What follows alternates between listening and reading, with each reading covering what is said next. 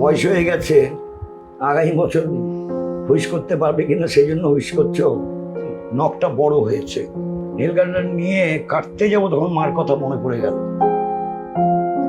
হঠাৎ করে Fidel Castro বেঞ্চি টুকে টুকে চলে আসলেন, দাঁড়ালেন। That was a moment, special moment. Messi হলো কখনো ইচ্ছা প্রকাশ হয়নি যে বড় মাপের লিজেন্ড? আমার এমন পয়সা নেই যে আমি নিজে পয়সা দিয়ে কিছু একটা কিনে খাবো। ডিমের এইভাবে অপচয় করা আমি বিরোধী।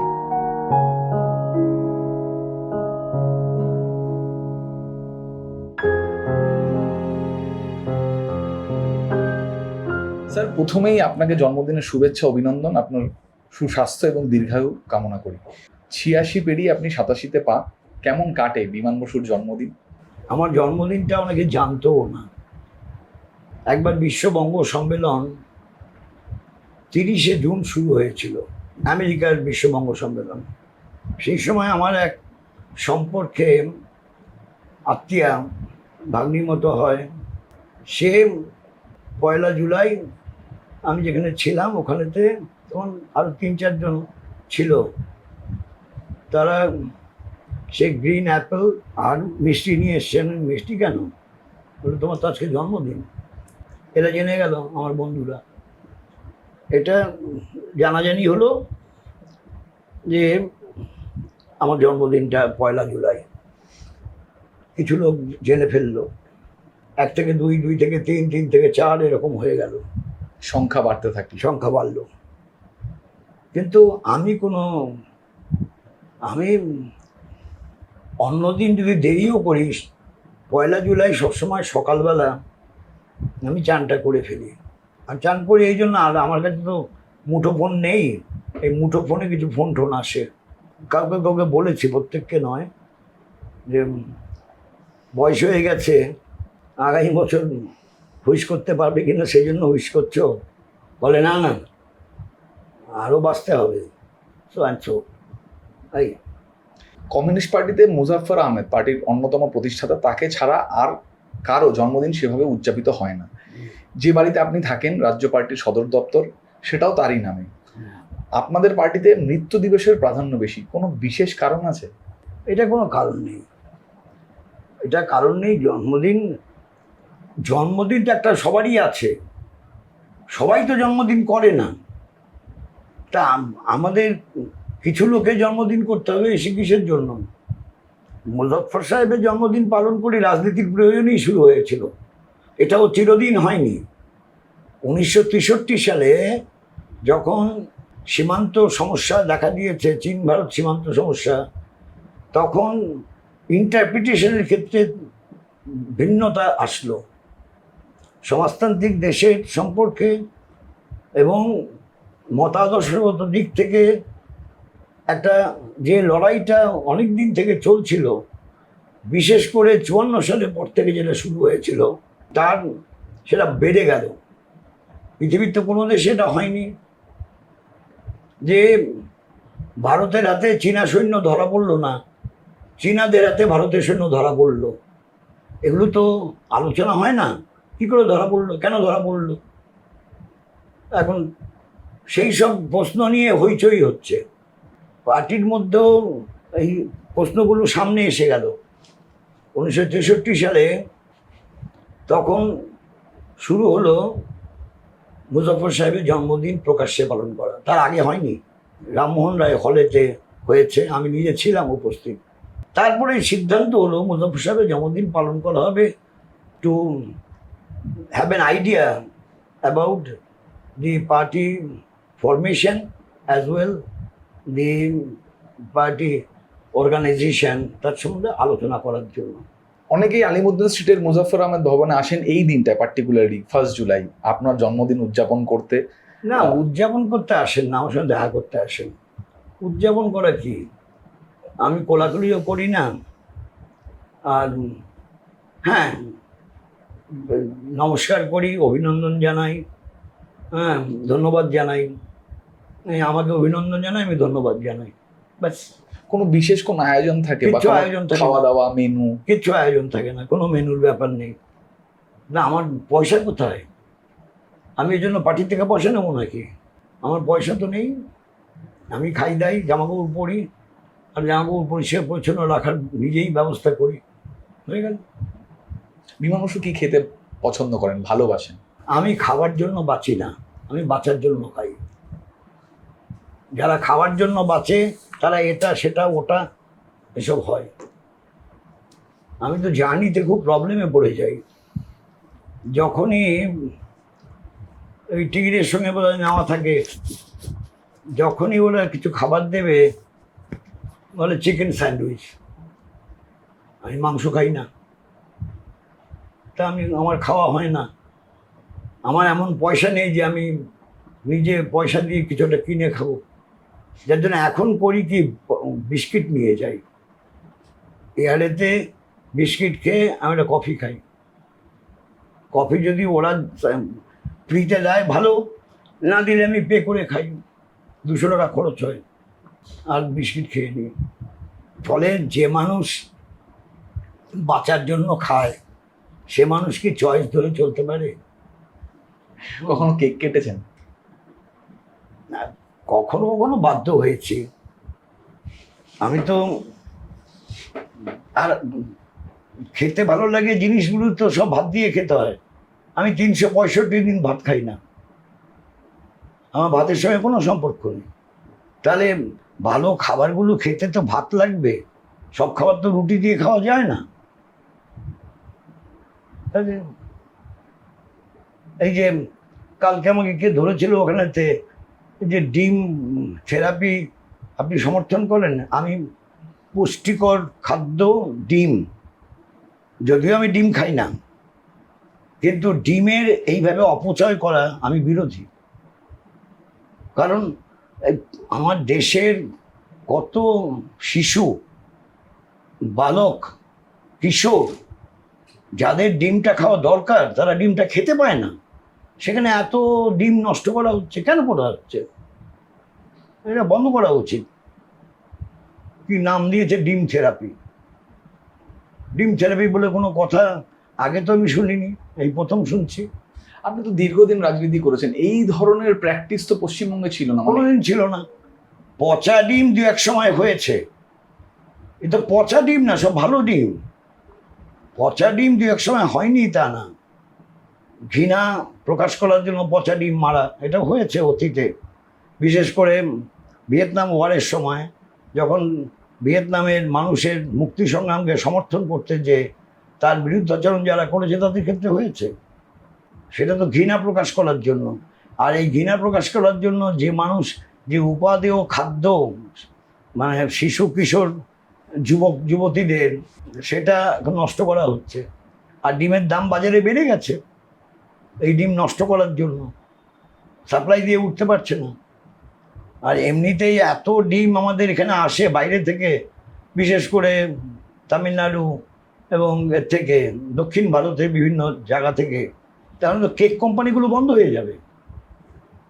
ফলে কেক কোম্পানির ডিম সাপ্লাই দিয়ে খাদ্যবস্তু হিসেবে ডিম আলাদা করে খাওয়ার, যে ডাক্তার তো প্রেসক্রিপশন লিখে দেয় একটা করে ডিম খেতে হবে, তো একটা করে ডিম খেতে হবে। ডিম খাবে কী করে? ডিম যদি এভাবে নষ্ট করে, ইমিডিয়েটলি এই ডিম ফিমগুলো বন্ধ হওয়া উচিত, ডিম অপচয় করা বন্ধ হওয়া উচিত। ছোটবেলায় মানে বিশেষ করে যখন আপনি মানে যেহেতু মায়ের কথা এলো, মায়ের হাতের পায়েস মানে বাঙালির জন্মদিন উদযাপনের ট্রেডমার্ক ট্র্যাডিশন, বিমান বসু নিশ্চয়ই ব্যতিক্রমী নন এই বিষয়ে। হ্যাঁ, খেয়েছি, মায়ের হাতে পায়েস খেয়েছি। আমি একটু মাতৃভক্ত ছিলাম, কিন্তু আজকে দেখলাম যে নখটা বড় হয়েছে, তো আমি এটা নেল কাটারটা নিলাম। নেল কাটার নিয়ে কাটতে যাবো তখন মার কথা মনে পড়ে গেল। আজ মা বলেছিলেন, দেখ আমি একদিন কাটছিলাম জন্মদিনে, আমার হাত থেকে নেল কাটার কেড়ে নিয়েছিলেন, বললেন আজকে নখ কাটবি না, কালকে কাটবি। এই কথাটা, মা কবে চলে গেছেন, এই কথাটা মনে পড়তে ভালো করে সাবান দিয়ে আবার হাত ধুয়ে দেখলাম যে নখে কিছু নেই। নখে যখন কিছু নেই, ঠিক আছে, কাটলাম না। মার কথা মনে পড়ে যাওয়ার জন্য কাটলাম না, সেই জন্যই বললাম। মার কথা মনে না পড়লে তুমি কেটে ফেলতাম। মা কেড়ে নিয়েছিলেন আমার হাত থেকে। আজকেই তো নখ কাটতে হবে, আজকে তো জন্মদিন। এই somehow that compelled me not to cut today. Tomorrow I will do it. এমন কোনো উপহার যা আজও স্মৃতিতে টাটকা, বা কোনো এমন ঘটনা যা চিরকালীন হয়ে রয়েছে এই জন্মদিনকে উপলক্ষ করে? না, এমন কিছু নেই। এমন কোনো মানে কি বলবো, অস্বাভাবিক ঘটনা ঘটেনি। আমি খুব স্বাভাবিক জীবনযাপন করি, স্বাভাবিকতাকেই মেনে চলি। বন্ধুরা এখনো উইশ করে? হ্যাঁ, আমার অ্যাকচুয়ালি নিজস্ব ব্যক্তিগত বন্ধুবান্ধবের সংখ্যা অনেক কমে গেছে, তারা চলে গেছে পৃথিবী ছেড়ে। ফলে যারা মারা গেছে তারা কি করে উইশ করবে? নতুন কিছু লোকজন আছে উইশ করে। এই পার্টি কমরেডের বাইরে বিরোধী পরিসরে কারো শুভেচ্ছা পেয়েছেন, এমন হয়েছে? হ্যাঁ, পার্টি পার্টি করে না এমন লোকও করেছে, ফোনও করে। পার্টি পার্টি করে না, ফোন করে উইশ করেছে। বিরোধী পরিসরে? হ্যাঁ, সেরকম আমি খুব একটা পাইনি। আমি একটা ছোট্ট উদাহরণ আপনাকে দিতে চাই। আমি তখনও বুদ্ধদেব ভট্টাচার্য জীবিত, আমি তার জন্মদিনে তার বাড়িতে গিয়েছিলাম। আমি দেখেছিলাম যে জন্মদিনে মমতা বন্দ্যোপাধ্যায় উইশ করেছিলেন, ফুলও পাঠিয়েছিলেন। এরকম কোনো ঘটনা আপনার জীবনে আছে? না, আমার এরকম ঘটনা আমার বা আপনি কাউকে জন্মদিনে ফুলের তোড়া বা উইশ করেন আপনি? আমি উইশ করি, আমি সবাইকে ফুলের তোড়া দিতে পারি না, অনেক পয়সা লাগে। আমি অত ফুলের তোড়া দেবো কী করে? আমার তো নিজে কোনো পয়সা নেই, আজ তো করি না, পার্টি যা দেয় তাই। সবারই কোনো না কোনো ক্ষেত্রে, মানুষের ক্ষেত্রে বিশেষ বন্ধু থাকে, তো সেই রকম কোনো বিশেষ বন্ধুর উইশ বা কোনোদিন এক্সপেক্ট করেছিলেন? না, বিশেষ করে প্রেম? না, করিনি, করছিও না। সম্প্রতি এক খুদে তার নিজের জন্মদিনে পাওয়া উপহারের অর্থ আপনার হাতে তুলে দিয়েছে হকারদের জন্য। 2 বছরের অদ্ভিতা মুখোপাধ্যায়কে যোগীন্দ্রনাথ সরকারের লেখা বই হাসি খুশি উপহার দিয়েছেন আপনি। আপনার জীবনে জন্মদিনের অর্থ কি? আমি অ্যাকচুয়ালি ছোট ছোট বাচ্চা টাচ্চা হলে পর একটা বাচ্চা মেয়ে এসেছিল, 6-এ পড়ে, ওকে একটা চকলেট দিলাম। আমার মানসিকভাবে বাচ্চা যদি হয়, ছোট ছেলে মেয়েদের চকলেট দিতে ইচ্ছা করে, বেশিরভাগ ক্ষেত্রেই দেই, কোনো সময় হয়ে ওঠে না। যখন দোকান বন্ধ থাকে, আমার কাছে তো চকলেট জমানো থাকে না, যখন দোকান বন্ধ থাকলে তখন দেওয়া হয় না, দিতে পারি না, তাই তো। জন্মদিন নিয়ে আপনার নিজস্ব একটা অভিজ্ঞতার কথা আপনি বললেন। এই পার্টি থেকেই মানে স্টলওয়ার্ডস লিডাররা এসেছেন, জ্যোতি বসু এসেছেন, প্রমোদ দাশগুপ্ত এসেছেন, বুদ্ধদেব ভট্টাচার্য এসেছেন, আরো অনেক, মানে নামের তালিকা শেষ করে না।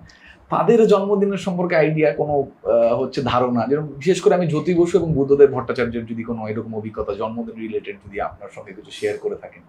হ্যাঁ, সেটা তো বুদ্ধর জন্মদিনে আমি উইশ করতাম।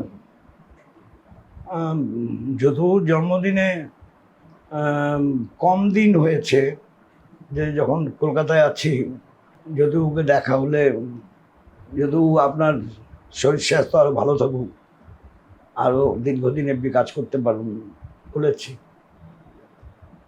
এরকম হয়েছে। ওনার রিয়াকশন কি থাকতো?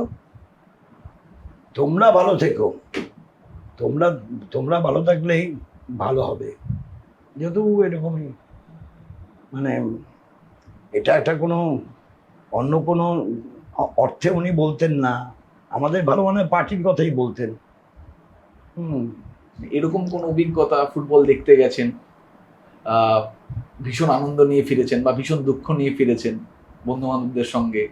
না, আমি একবার বোধহয় বিদেশে খেলা দেখতে গিয়েছিলাম, ল্যাঙ্কাশায়ারের সঙ্গে খেলা ছিল, মানে প্রথমবার যখন বিদেশে যাই, মানে লন্ডনে যাই, ইংল্যান্ডে, ওখানে দেখতে যে ওই সাউন্ডটা তরঙ্গের মতো সমুদ্রের ঢেউয়ের মতো আওয়াজটা ঘুরে ঘুরে সবসময় ঘুরছে, সেটা খুব ভালো লাগে, খারাপ না। আর টিমকে ইন্সপায়ার করার জন্য যে করে, আমাদের এখানেও হয়, আমাদের এখানে কম হয় না, কিন্তু ওদের আওয়াজের মধ্যে রিদিম থাকে, আমাদের এখানে রিদিমটা থাকে ওই তালটা আরো বেশি। হ্যাঁ, এই মারাদোনা তো আপনারা যখন ক্ষমতায় তখন মারাদোনা এলেন, দেখতে গিয়েছিলেন? যতদূর বাড়িতেই ছিলাম, যতদূর সময় দেখা করতে যখন গিয়েছিল তখন ক্লোজ থেকে দেখেছি। এই কথা হয়েছে? কথা মানে যতটুকু কথা বলছিলেন, কথা শুনেছি। আমি কোন পরিচয়ে কথা বলবো? আমি আমার মানে এখন অনেক নেতা আছে তার লিমিটের বাইরে চলে, আমি আমার লিমিটের বাইরে চলি না। এই যে মেসি এলো, কখনো ইচ্ছা প্রকাশ হয়নি যে এইরকম একজন বড় মাপের লিজেন্ড? না, আপনি মারাদোনাকে দেখেছেন, সেই আর্জেন্টিনারই হচ্ছে মেসি। না না, সেটা তো ঠিকই, কিন্তু মেসি আসার সময় যে কারবারটা হয়েছিল এইভাবে না আনাই উচিত। মানে একজন খেলোয়াড়কে জড়িয়ে ধরতে পারে, আর যার মানে পাটা ইনশিওর করা আছে তাকে জড়িয়ে ধরা, এটা অকল্পনীয়, অভাবনীয় এবং হওয়া উচিত না, কখনোই হওয়া উচিত না। একটা প্লেয়ারকে জড়িয়ে ধরতে পারে, মাঠে তো জড়িয়ে ধরে, কিন্তু নন প্লেয়ারকে জড়িয়ে ধরা, এই নিয়মটা কখনো চালু হওয়া উচিত না। প্লেয়ারের তো ক্ষতি হতে পারে, there might be some bad type of people who may damage leg of that particular player. সেই কারণে এত সিকিউরিটি থাকে। হ্যাঁ, সেই কারণেই সিকিউরিটি থাকে, সেই কারণেই এটা হওয়া উচিত না, কখনো নিয়ম হওয়া উচিত না। আমি তো দেখে অবাক হয়ে গেছি, ও বাবা কি হচ্ছে, টিভিটাই বন্ধ করে দিলাম, কি হচ্ছে এটা? এই বেলাল্লাপনা অন্তত আমার মতো মানুষ পছন্দ করে না। whoever might be the person, he is not a player. তিনি সেই জগতের হন না কেন, যত বড় মানুষ হন না কেন, তিনি তো প্লেয়ার না। প্লেয়ারের প্রতি একটা অন্য দৃষ্টিভঙ্গি থাকা উচিত। আর প্লেয়ার মানে বিশ্ববরেণ্য প্লেয়ার। মেসিকে জড়িয়ে ধরার মধ্য দিয়ে মেসির কোনো গৌরব বাড়ে না, বরঞ্চ মেসির গৌরবটা কমে। যিনি জড়িয়ে ধরেন তার গৌরবটা বাড়ে। বলুন, আপনি এত বিশ্ব ঘুরেছেন, এত মানুষের সাথে দেখা করেছেন, কোনো মানুষকে দেখে খুব মানে আবেগ বা মনে হয়েছে মানে বিস্মিত হয়েছেন? যেরকম উগো সাভেজ এসেছিলেন কলকাতায়, ফিদেল কাস্ট্রো ইনফ্যাক্ট আমাদের কলকাতায় এসেছিলেন। একটা সময় হয়েছিল একটা বিষয়তে, 1978-এ আমি হাভানা গিয়েছিলাম ইন্টারন্যাশনাল স্টুডেন্টস ইউথ কনফারেন্সে। সেখানে আমাদের প্রতিনিধি ছিল 16 জন। আমাদের টিমের আমি ছিলাম টিম লিডার, আর প্রকাশ কারাত ছিল ডেপুটি লিডার। আমি বাইরে বসে কথা বলছি, ছোট্ট ক্লাবের মতো মনে হচ্ছে। হঠাৎ করে ফিদেল কাস্ট্রো তিনি গাড়ি থেকে নেমে বেঞ্চি টপকে, ছোট বেঞ্চিগুলো ছিল পেছন দিকটায়, বেঞ্চি টপকে টপকে চলে আসলেন, বসে দাঁড়ালেন। That was a moment, special moment. এরকম স্পেশাল মোমেন্ট অতীতে কোনোদিন হয়নি। স্যার, আমার শেষ প্রশ্ন আপনাকে। কৈশোর সময় থেকে বাম রাজনীতিতে বিরোধী থেকে শুরু, মাঝে দীর্ঘ সময় শাসক, 2011 থেকে আবার বিরোধী, জীবনের চড়াই উতরাইয়ের নানান অধ্যায় আপনার দেখা জানা, জয় পরাজয়ে অজস্র সব সত্যি আপনি উপলব্ধি করেছেন। আপনার কাছে জীবন কি, বেঁচে থাকার মন্ত্র কি? মানুষের স্বার্থ, মানুষকে সংঘবদ্ধ করা,